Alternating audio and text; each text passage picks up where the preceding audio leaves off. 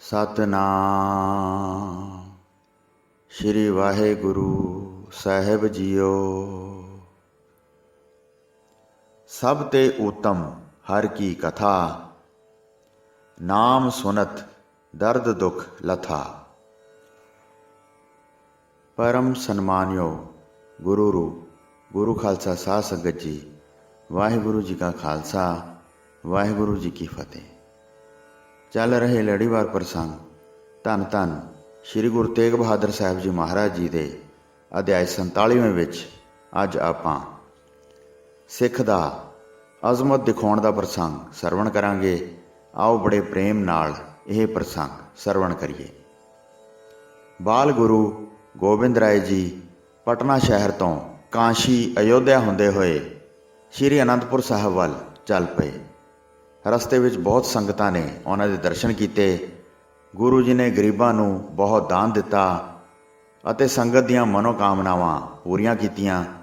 ਇੱਧਰ ਰਸਤੇ ਵਿੱਚ ਉਹਨਾਂ ਨੂੰ ਸ਼੍ਰੀ ਗੁਰੂ ਤੇਗ ਬਹਾਦਰ ਜੀ ਦਾ ਖੱਤ ਮਿਲਿਆ, ਜਿਸ ਵਿੱਚ ਉਹਨਾਂ ਨੇ ਲਿਖਿਆ ਸੀ ਕਿ ਆਪ ਜੀ ਨੇ ਆਉਣ ਵਿੱਚ ਥੋੜ੍ਹੀ ਦੇਰ ਕਰ ਦਿੱਤੀ ਹੈ। ਮੈਂ ਦਿੱਲੀ ਵਿਖੇ ਔਰੰਗਜ਼ੇਬ ਦੀ ਹਵੇਲੀ ਵਿੱਚ ਕੈਦ ਹਾਂ ਅਤੇ ਹੁਣ ਮੈਂ ਸ਼ਹਾਦਤ ਦੇਣੀ ਹੈ, ਇਸ ਲਈ ਪਿੱਛੋਂ ਸਾਰਾ ਬੰਦੋਬਸਤ ਤੁਸੀਂ ਸੰਭਾਲਣਾ ਹੈ। ਇੱਧਰ ਸ਼੍ਰੀ ਗੁਰੂ ਤੇਗ ਬਹਾਦਰ ਜੀ ਹਿੰਦੂ ਧਰਮ ਨੂੰ ਰੱਖਣ ਕਾਰਨ ਆਪਣੇ ਉੱਤੇ ਭਿਆਨਕ ਕਿਰਿਆ ਨੂੰ ਵਰਤਾਉਣ ਲੱਗੇ ਹਨ।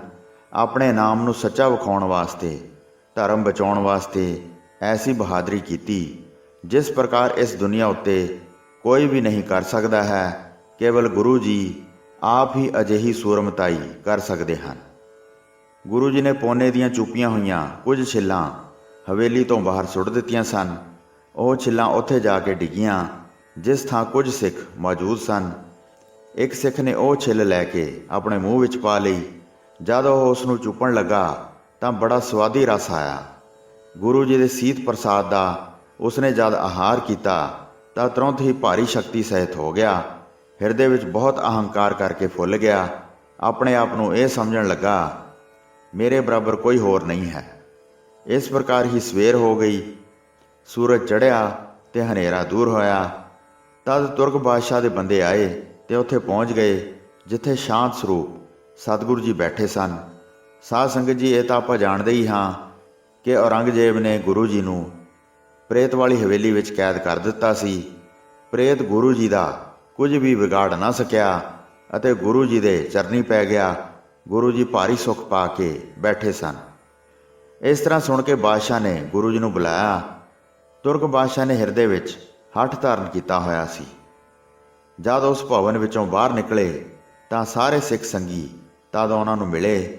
ਸ਼ਕਤੀ ਪ੍ਰਾਪਤ ਸਿੱਖ ਨੇ ਗੁਰੂ ਜੀ ਦੇ ਚਰਨਾਂ ਉੱਤੇ ਸਿਰ ਧਰ ਕੇ ਬੰਦਨਾ ਕੀਤੀ ਤੇ ਦੋਵੇਂ ਹੱਥ ਜੋੜ ਕੇ ਬੋਲਿਆ, ਹੇ ਸਤਿਗੁਰੂ ਜੀ, ਕਿਉਂ ਦੁੱਖ ਸਹੀਏ?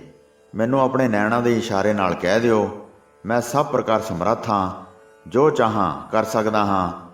ਤੁਸੀਂ ਪ੍ਰਤੱਖ ਵੇਖ ਲਵੋ। 100,000 ਲੱਖਾਂ ਨੂੰ ਕੀ ਗਿਣਦਾ ਹਾਂ।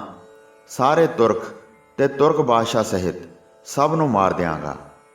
ਬਾਕੀ ਇਸ ਦੀ ਸੰਤਾਨ ਰਹੇਗੀ ਨਹੀਂ। ਮੈਂ ਐਸਾ ਕਰਮ ਕਰਕੇ ਵਿਖਾਵਾਂਗਾ। ਇਸ ਵਿੱਚ ਜੇ ਕੁਝ ਦੇਰੀ ਵੇਖੋ, ਹੋਰ ਕਾਰਜ ਕਰਾਂਗਾ। ਆਪ ਆਗਿਆ ਕਹੋ। ਦਿੱਲੀ ਅਤੇ ਲਾਹੌਰ ਦੋ ਵੱਡੇ ਸਥਾਨ ਹਨ ਜਿਨ੍ਹਾਂ ਵਿੱਚ ਤੁਰਕਾਂ ਦਾ ਮਹਾਨ ਜ਼ੋਰ ਹੈ। ਇਸਤਰੀ ਆਦਿ ਪੁੱਤਰ ਪੁੱਤਰੀਆਂ ਸਹਿਤ ਸਾਰੇ ਮਲੇਸ਼ ਇਹਨਾਂ ਨਗਰਾਂ ਵਿੱਚ ਪਰਿਵਾਰਾਂ ਸਹਿਤ ਵਸਦੇ ਹਨ। ਦੋਵਾਂ ਨਗਰਾਂ ਦੀ ਜਿੰਨੀ ਧਰਤੀ ਹੈ ਓਨੀ ਹੀ ਆਪਣੇ ਹੱਥਾਂ 'ਤੇ ਚੁੱਕ ਲਵਾਂਗਾ। ਵੱਡੇ ਜ਼ੋਰ ਨਾਲ ਇਹਨਾਂ ਨਗਰਾਂ ਨੂੰ ਟਕਰਾਵਾਂਗਾ ਤੇ ਸਾਰੇ ਘਰਾਂ ਨੂੰ ਤੋੜ ਦਿਆਂਗਾ। ਫਿਰ ਮੂਧੇ ਕਰਕੇ ਡੇਗ ਦਿਆਂਗਾ, ਜਿਸ ਕਰਕੇ ਦੁਸ਼ਟ ਫਿਰ ਕੁਸਕ ਨਾ ਸਕਣ। ਇਸ ਤਰ੍ਹਾਂ ਮੇਰੇ ਵਿੱਚ ਵਿਸ਼ਾਲ ਸ਼ਕਤੀ ਹੈ। ਇਸ ਸਮੇਂ ਆਪਣਾ ਬਚਨ ਕਰੋ। ਆਪ ਜੀ ਦਾ ਅਨਾਦਰ ਕਰਦੇ ਹਨ। ਮਾੜੀ ਮੱਤ ਵਾਲੇ ਤੁਰਕ ਕੁਝ ਵੀ ਵਿਚਾਰਦੇ ਨਹੀਂ ਹਨ। ਚੌਕੀਦਾਰ ਚਾਰੇ ਪਾਸੇ ਖੜ੍ਹੇ ਹਨ। ਕੈਦ ਕਰਕੇ ਬਹੁਤ ਦੁੱਖ ਦੇਣਾ ਚਾਹੁੰਦੇ ਹਨ। ਇਹਨਾਂ ਪਾਸੋਂ ਕਿਉਂ ਅਪਮਾਨ ਸਹੀਏ? ਐਸੀ ਕਰਾਂਗਾ ਕਿ ਤੁਹਾਡੇ ਪੈਰੀ ਪੈ ਜਾਣਗੇ।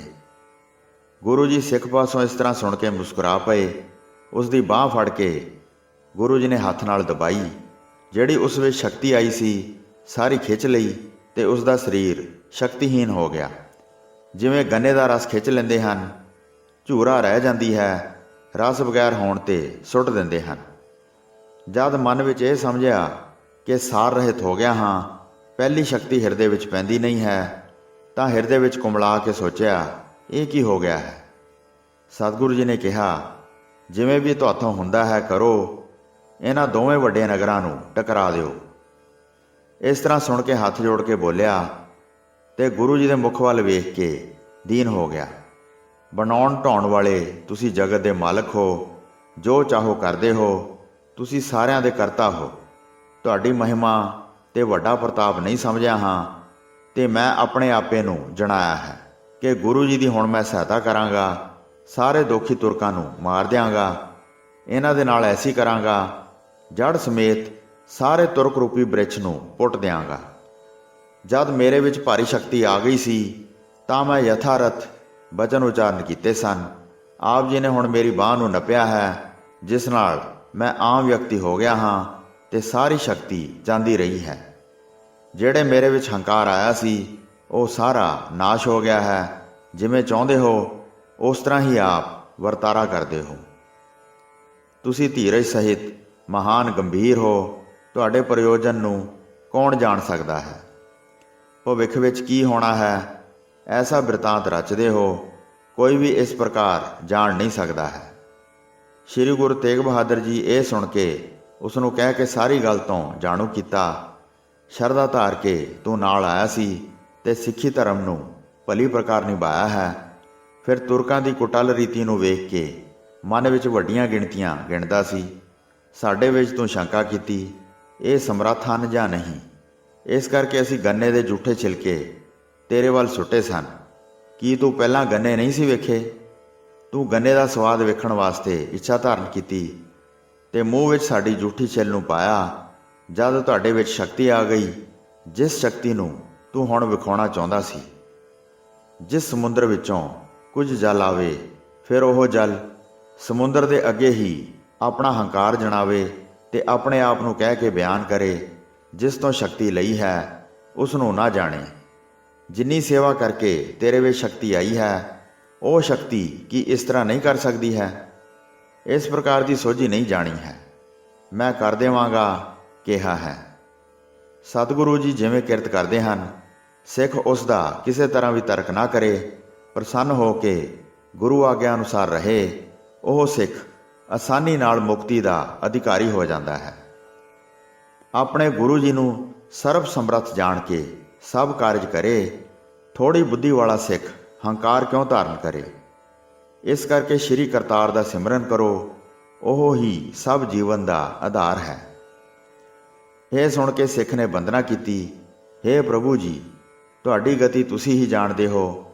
ਤੁਰਕ ਤੁਹਾਡੀ ਅਵੱਗਿਆ ਕਰਦੇ ਹਨ, ਉਹ ਸਾਡੇ ਪਾਸੋਂ ਸਹਾਰੀ ਨਹੀਂ ਜਾਂਦੀ। ਇਸ ਕਰਕੇ ਤੁਹਾਡੇ ਪਾਸ ਕਿਹਾ ਹੈ, ਹੇ ਪ੍ਰਭੂ ਜੀ, ਮੁਆਫ ਕਰੋ, ਸਾਡੀ ਅਣਜਾਣ ਬੁੱਧੀ ਹੈ, ਫਿਰ ਕਦੀ ਉਚਾਰਨ ਨਹੀਂ ਕਰਾਂਗੇ। ਜਿਵੇਂ ਤੁਸੀਂ ਚਾਹੁੰਦੇ ਹੋ ਉਸ ਤਰ੍ਹਾਂ ਹੀ ਕਾਰਜ ਕਰਾਂਗੇ। ਗੁਰੂ ਜੀ ਨੇ ਇਸ ਪ੍ਰਕਾਰ ਸਿੱਖ ਨੂੰ ਸਮਝਾਇਆ ਤੇ ਗਿਆਨ ਅਤੇ ਗਤੀ ਦੇਣ ਵਾਲੇ ਗੁਰੂ ਜੀ ਫਿਰ ਚਲੇ ਗਏ। ਕਈ ਚੌਕੀਦਾਰ ਸਿਪਾਹੀ ਹਥਿਆਰ ਲੈ ਕੇ ਨਾਲ ਚੱਲ ਪਏ। ਤਕੜਾਈ ਰੱਖਣ ਵਾਸਤੇ ਉਹ ਗੁਰੂ ਜੀ ਦੇ ਚਾਰੇ ਪਾਸੇ ਹੋ ਕੇ ਨਾਲ ਨਾਲ ਜਾ ਰਹੇ ਸਨ ਤੇ ਆਪਣਾ ਜ਼ੋਰ ਵਿਖਾ ਰਹੇ ਸਨ। ਹੌਲੀ ਹੌਲੀ ਰਾਹ ਵਿੱਚ ਚੱਲਦੇ ਜਾ ਰਹੇ ਸਨ। ਕੁਝ ਕੁ ਸਿੱਖ ਜਿਨ੍ਹਾਂ ਦੇ ਪਿੱਛੇ ਸਨ। ਸ਼੍ਰੀ ਸਤਿਗੁਰੂ ਜੀ ਤਦ ਉੱਥੇ ਜਾ ਪਹੁੰਚੇ ਜਿੱਥੇ ਤੁਰਕ ਬਾਦਸ਼ਾਹ ਦੇ ਕਿਲੇ ਦੇ ਉੱਚੇ ਦਰਵਾਜ਼ੇ ਸਨ। ਫਿਰ ਦਰਵਾਜ਼ੇ ਦੇ ਅੰਦਰ ਪ੍ਰਵੇਸ਼ ਕਰ ਗਏ। ਉੱਥੇ ਸਾਰੇ ਸੂਰਮੇ ਸ਼ਸਤਰ ਫੜ ਕੇ ਖੜੇ ਸਨ। ਪੱਥਰ ਦਾ ਮਨੋਹਰ ਦਰਵਾਜ਼ਾ ਬਣਿਆ ਸੀ, ਜਿਸ ਉੱਤੇ ਚਿੱਤਰਕਾਰਾਂ ਨੇ ਵਿਸ਼ਾਲ ਚਿੱਤਰ ਉਕਰੇ ਹੋਏ ਸਨ। ਉਸ ਥਾਂ ਤੋਂ ਲੰਘ ਕੇ ਅੰਦਰ ਚਲੇ ਗਏ ਜਿੱਥੇ ਦੁਸ਼ਟਾਂ ਦੀ ਕਚਹਿਰੀ ਲੱਗੀ ਹੋਈ ਸੀ। ਗੁਰੂ ਜੀ ਦੇ ਨਾਲ ਸਿੱਖ ਅਤੇ ਚੌਕੀਦਾਰ ਸਨ ਤੇ ਵੱਡੇ ਵੱਡੇ ਸਰਦਾਰ ਵੇਖ ਰਹੇ ਸਨ। ਅਨੇਕਾਂ ਹਿੰਦੂ ਅਤੇ ਤੁਰਕ ਵੇਖ ਰਹੇ ਸਨ। ਅਤੀ ਔਗਣ ਬਾਰੇ ਕੁਝ ਨਹੀਂ ਵਿਚਾਰਦੇ ਸਨ। ਸ਼੍ਰੀ ਗੁਰੂ ਜੀ ਤਦ ਕਚਹਿਰੀ ਵਿੱਚ ਦਾਖਲ ਹੋਏ ਤਾਂ ਉੱਥੇ ਚੌਂਕੀ ਵਿਛਾ ਦਿੱਤੀ। ਜਿਸ ਚੌਂਕੀ ਉੱਤੇ ਸੂਈ ਨਾਲ ਕੱਢਿਆ ਹੋਇਆ ਉੱਜਲ ਕੱਪੜਾ ਵਿਛਿਆ ਹੋਇਆ ਸੀ, ਉਸ ਚੌਂਕੀ ਉੱਤੇ ਸਤਿਗੁਰੂ ਜੀ ਬੈਠ ਗਏ। ਸਾਰੀ ਕਚਹਿਰੀ ਭਰੀ ਹੋਈ ਸੀ, ਹੀਰਿਆਂ ਮੋਤੀਆਂ ਦੀ ਸੁੰਦਰ ਚਮਕ ਦਮਕ ਸੀ। ਸੋ ਸਾਧ ਸੰਗਤ ਜੀ, ਕੱਲ੍ਹ ਨੂੰ ਆਪਾਂ ਗੁਰੂ ਜੀ ਦੇ ਜੋ ਨੌਰੰਗੇ ਨਾਲ ਪ੍ਰਸ਼ਨ ਉੱਤਰ ਹੋਏ ਉਸ ਦਾ ਪ੍ਰਸੰਗ ਸਰਵਣ ਕਰਾਂਗੇ। ਤਦ ਤੱਕ ਦਾਸ ਨੂੰ ਆਗਿਆ ਦਿਓ। ਵਾਹਿਗੁਰੂ ਜੀ ਕਾ ਖਾਲਸਾ, ਵਾਹਿਗੁਰੂ ਜੀ ਕੀ ਫਤਿਹ।